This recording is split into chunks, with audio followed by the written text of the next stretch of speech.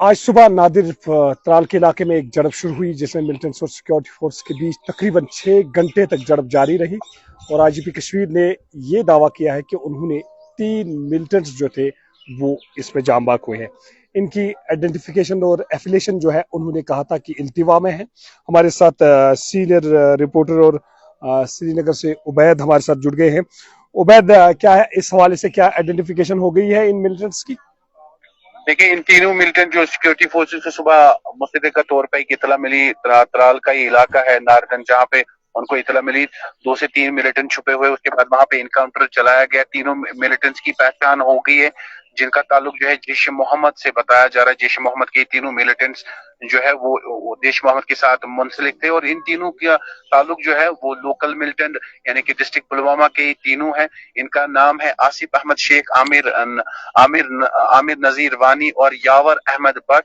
जिन 3 militants को जो security force ने दावा किया है हमने 3 मिलिटेंट्स को मारा है, उसके बाद अपने ट्विटर हैंडल पे यानी कि जिसको आप एक्स कहते हैं वहां पे आर्मी ने ये कंफर्मेशन की इन तीनों की पहचान जो है पुलवामा से ही तीनों मिलिटेंट जो तीनों मिलिटेंट आज के इनकाउंटर में मारे गए हैं। आपने देखा कि कल भी जो परसों शुपियन में इनकाउंटर चला जिसमें 3 मिलिटेंट जो है वो मारे गए। शुपियन का इलाका था, उसमें भी 2 मिलिटेंट, वो भी तीनों मिलिटेंट लोकल थे। और कहीं ना कहीं सिक्योरिटी फोर्सेस का ये मानना है कि बड़ी अचीवमेंट है। आज सुबह सिक्योरिटी फोर्सेस को जब इतला मिली कि इलाके में 2 से 3 मिलिटेंट छुपे हुए हैं, उसके बाद सिक्योरिटी फोर्सेस ने इस पूरे इलाके को मुहसरे में लिया।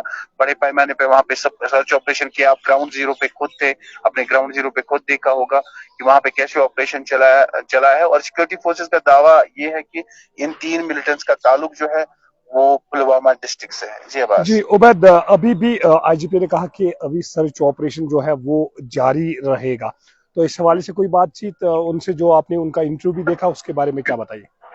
जैसे देखिए आईजीपी का जैसे कि अभी क्योंकि सिक्योरिटी फोर्सेस इंश्योर करना चाहती है कि वहां पे हमने देखा कि इनकाउंटर के बाद कुछ देर तक तलाशी जो है या सर्च ऑपरेशन जारी रहता है कि कोई जी जी बारूद या कोई जी, इस ऐसी वक्त चीज फायरिंग हो रही है, फायरिंग हो रही है इस वक्त। आप सुन सकते हैं, आवाजें सुन सकते हैं उबैद। अभी जबरदस्त फायरिंग इस यहाँ पे हो रही है, अभी तेज फायरिंग जो है यहाँ पे हो रही है। और तस्वीरों में आप देख सकते हैं किस तरह से जो है फायरिंग हो रही है, और जो गोलियों की आवाज है वो आप सुन सकते हैं। फिलहाल तस्वीरें जो है आप इस वक्त देख रहे हैं।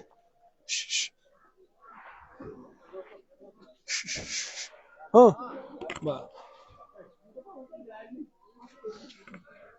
अभी ताज़ा फायरिंग जो है वो इस इलाके में जो है शुरू हो गई है। जो नादिर त्राल का इलाका है, यहाँ पे गोलियों की आवाज़ जो है वो आ रही है। हालांकि मैं आपको बता दूं, पिछले 6 घंटे से ये जो झड़प है ये जारी है। और जो आईजीपी कश्मीर है उन्होंने मीडिया के साथ बात की और कहा कि 3 मिलिटेंट्स जो है अभी तक इसमें जो है जाँ बाक हुए हैं।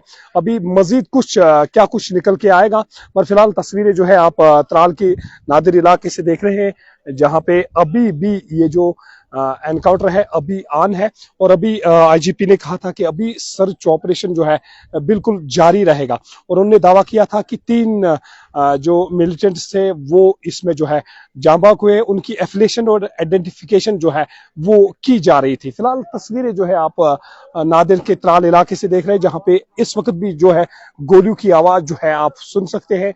अभी जो है गोलियों की आवाज आई, और उसके बाद जो है जितने भी रिपोर्टर्स यहाँ पे है, मीडिया के साथ जो काम करते हैं, वो यहाँ पे बिल्कुल जो है साइड में हुए। तो अभी आप देख सकते हैं कि जरा अबलाग के जो नुमाइंदे हैं वो भी अपने फराइज जो है यहाँ पे अंजाम दे रहे हैं। बुरहान, क्या कहेंगे इस एनकाउंटर के बारे में, जिस तरह से अभी फायरिंग हुई उसके बाद सभी मीडिया के लिए कितना टफ रहता है इस ऑपरेशन? देखिए, अगर हम जम्मू कश्मीर की बात करें, उसमें बिलखुसूस अगर कश्मीर की बात की जाए तो जो मीडिया पर्सन्स है उनके लिए ऐसे ऑपरेशंस कवर करना बहुत रिस्की होता है, क्योंकि पता नहीं होता कि कौन सी गोली कब कहां से निकल जाए। तो बड़ा ही कठिन रहता है ऐसे जो सिचुएशन होती है इसमें कवर करना। लेकिन मैं यही कहूँगा कि जो वादी के जो मीडिया पर्सन्स है बड़े खुश असलूबी से अपना फर्ज जो है वो निभा रहे हैं, पूरे एथिक्स का। जी जी, बिल्कुल बिल्कुल, पूरे एथिक्स को फॉलो करते करते हैं, तो ऐसे ऑपरेशंस जो होते हैं उसमें बेहद ही खतरा रहता है। लेकिन ऐसे सिचुएशंस को कवर करना ये तो हमारा काम है। तो जी सिचुएशन टफ है, लेकिन हम यही कहेंगे कि हम अपना बेस्ट करने की कोशिश जो है हमेशा करते हैं। सर, ये बताइए, जो आज एनकाउंटर यहाँ नादिर त्राल के इलाके में हुआ, हमने देखा कि ओपन एरिया था और काफी मुश्किल था जर्नलिस्ट्स के लिए ऐसे एनकाउंटर को कवर करना। आपके लिए क्या चैलेंज रहा आज एनकाउंटर के हवाले से? देखिए, मैं आपको बता दूं कि अगर ऐसे ऑपरेशंस जो रेजिडेंशियल एरियाज में होते हैं तो कहीं ना कहीं पे सिक्योरिटी फोर्सेस जो है इसमें एहतियात बरतते हैं कि जो सिविलियंस है उनकी सेफ्टी और सिक्योरिटी को जो है यकीनी बनाया जाए और उसके साथ साथ ऑपरेशन को कंटिन्यू रखा जाए। तो कहीं ना कहीं पे सिक्योरिटी फोर्सेस के लिए भी ये एक चैलेंज है। वही अगर हम मीडिया की बात करें तो मीडिया के लिए भी ऐसे एनकाउंटर्स को कवर करना जो है एक चैलेंजिंग काम है। तो अभी अगर हम बात करें, अभी जब हम कोशिश कर रहे थे कि इसको अच्छे से कवर करें, तो वहां से गोलियों का तबादला फिर से हुआ, तो हमें जो है सेफर प्लेसेस की ओर दौड़ना पड़ा। तो कहीं ना कहीं पे इससे ये बात साफ जाहिर होती है कि मीडिया को कितने चैलेंजेस है ऐसे यानी सिचुएशन। तलवारों के बीच हमारा प्रोफेशन जारी रहता है। जी बिल्कुल बिल्कुल। तो बुरहान, ये जो आज एनकाउंटर हुआ नादिर में, काफी चैलेंजिंग रहा जर्नलिस्ट्स के लिए कवर करना, ऑर्गेनाइजेशन को एक्सक्लूसिव देना, कितना टफ काम रहता है एक जर्नलिस्ट के लिए? देखिए, मैंने आपको पहले ही बोला कि अगर हम मीडिया पर्सनल्स की बात करें, जर्नलिस्ट्स की बात करें, तो ऐसे ऑपरेशंस को कवर करना जो है बड़ा ही रिस्की रहता है। लेकिन हमने यहाँ पे देखा कि जैसे बहुत सी ऑर्गेनाइजेशंस के जो रिपोर्टर, जो जर्नलिस्ट है, बिल्कुल वो कैसे इस ऑपरेशन को कवर कर रहे थे। तो चैलेंजिंग काम है, लेकिन हम बेस्ट देने की कोशिश जो है हमेशा करते हैं। मुजम्मिल हमारे साथ है। मुजम्मिल से जानना चाहेंगे, मुजम्मिल, आज एनकाउंटर काफी टफ रहा, ओपन एरिया में था, इसको कवर करना काफी मुश्किल था, माउंटेन्स के बीच वाक़ा था ये गांव, कितना चैलेंजिंग आप? देखिए अब्बास, बहुत बहुत शुक्रिया पहले आपका। तो देखिए, चैलेंजिंग तो हर टाइम पे होता है, लेकिन चाहे ओपन एरिया हो या बाकी रेजिडेंशियल एरिया हो, क्योंकि हमारे लिए तो चैलेंजिंग होता ही है, लेकिन सिक्योरिटी फोर्सेस के लिए हमसे भी ज्यादा चैलेंजिंग होता है। क्योंकि अगर देखा जाए, जब रेजिडेंशियल एरिया की बात आती है तो सिक्योरिटी फोर्सेस के लिए बड़ा चैलेंजिंग रहता है, क्योंकि वहां पे जो आस पड़ोस में जो लोग रहते हैं उनके लिए उनको सेफ पैसेज देना सबसे बड़ा काम पहले उनका होता है। उसी हवाले से हम हमारी सिक्योरिटी भी उनका ही काम होता है, हमें बचाना, हमें पीछे रखना, ताकि जो सिक्योरिटी का यही सिस्टम रहता है।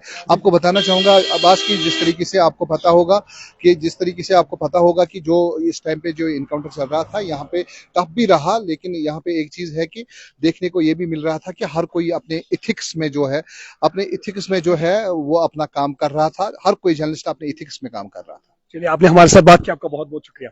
ये थे मुजम्मिल, जो गुलिस्तान के साथ काम कर रहे हैं, और कहा कि आज का जो एनकाउंटर था वो उनके लिए काफी टफ रहा, क्योंकि ओपन एरिया में जो है ये एनकाउंटर था। उसके बाद जर्नलिस्ट को अपने फराइज अंजाम देना जो है हमेशा चैलेंजेबल रहता है।